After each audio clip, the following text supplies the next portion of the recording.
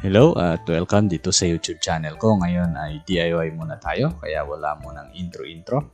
Ayan, so ngayon bubuksan natin itong in-order ko na battery from Lazada. Ito ay 32650 LiPo4 battery. Ito yung trending ngayon na karaniwang binibuild ng mga solar DIYers. Yan, syempre kakailanganin natin ng tester para matest natin yung voltage ng mga batteries kung okay ba. Okay, so wag na natin patagalin. Buksan na natin to.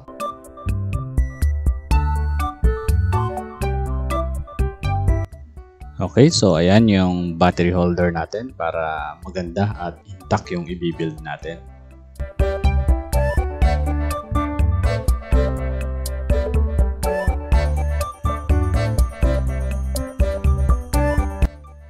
Ito naman yung tabbing wire natin. So, pag bumili tayo ng tabbing wire, dalawang klase yan.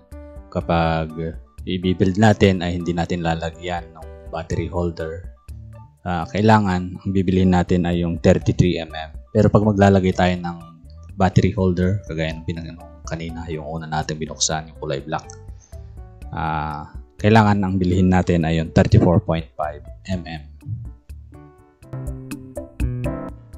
Ngayon, ito naman, buksan natin itong battery. So, ayan, secured na secured siya. Kudos dun sa seller natin. Talagang hindi siya madadamage kasi malalaki yung bubble wrap niya.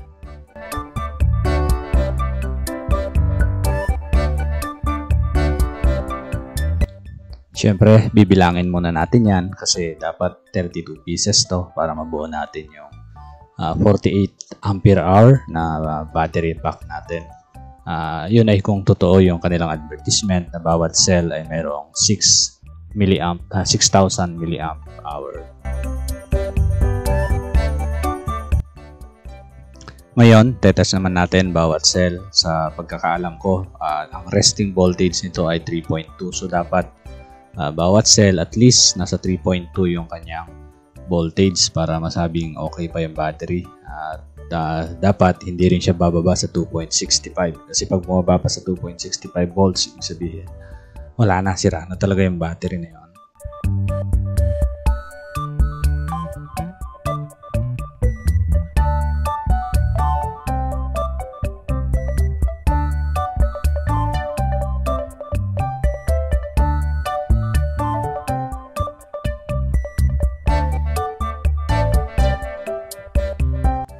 Okay, so far okay naman lahat.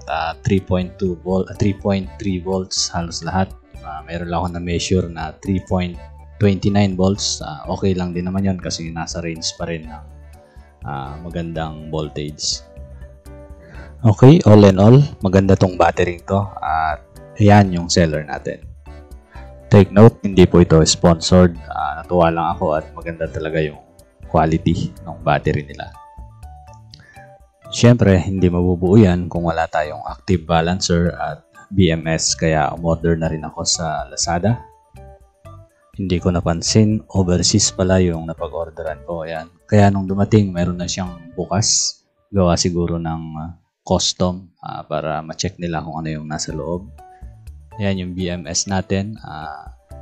Bali, 60 amps yung kanyang continuous discharge at 30 amp yung kanyang maximum charge.